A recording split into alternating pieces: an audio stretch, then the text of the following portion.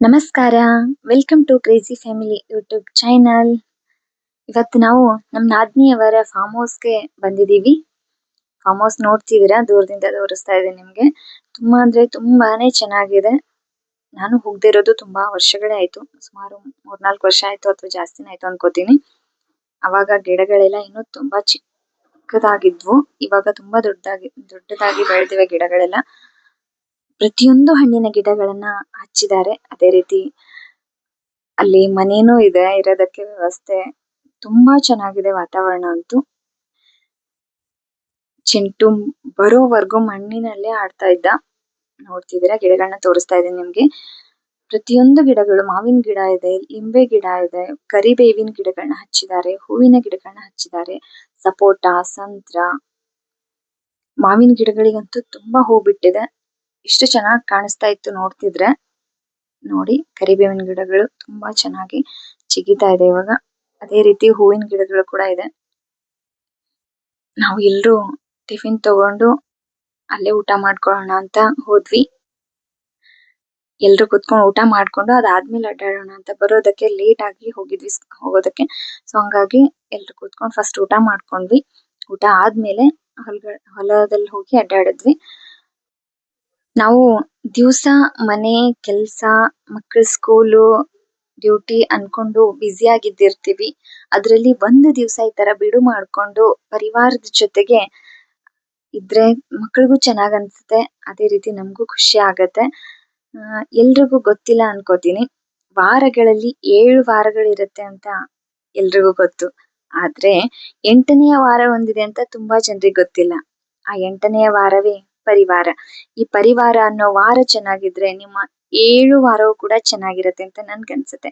ಯಾಕಂದ್ರೆ ಎಲ್ರು full happy ಆಗಿರ್ತೀವಿ, ಅವಾಗವಾಗ ಭೇಟಿ ಆಗ್ತೀವಿ, ಭೇಟಿ ಆದಾಗ ಖುಷಿಯಾಗಿ ಇರ್ತೀವಿ.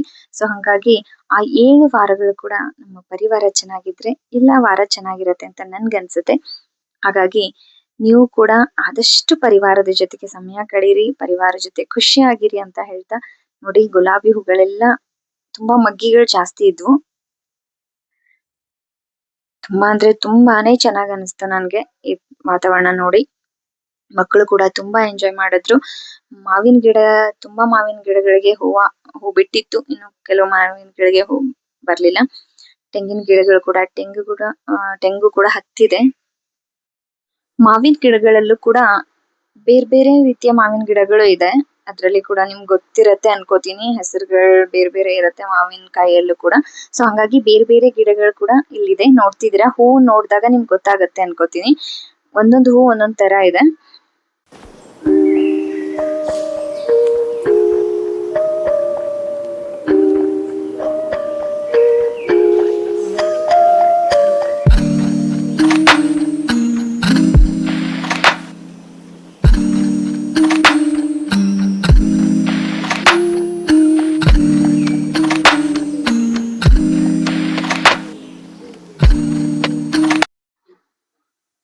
ಇಲ್ಲಿ ಚಿಂಟು ಆಡ್ತಿದ್ದಾನೆ, ನೋಡ್ತಿದ್ದೀರಾ.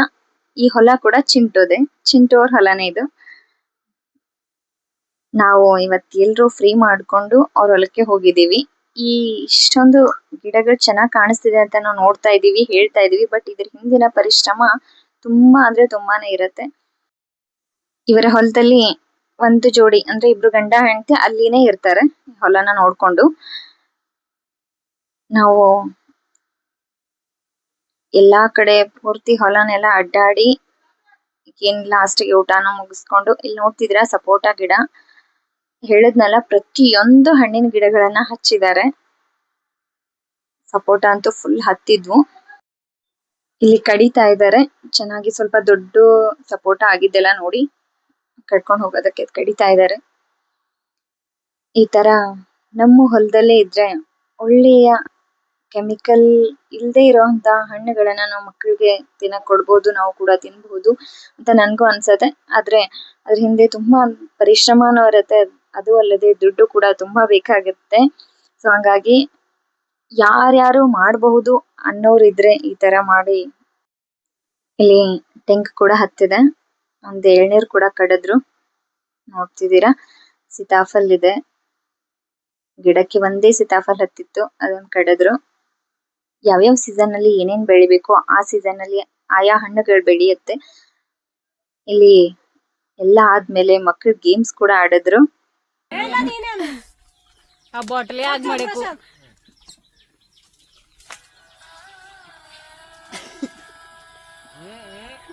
ಕಂಟ್ರೋಲ್ ಕತ್ತಿದ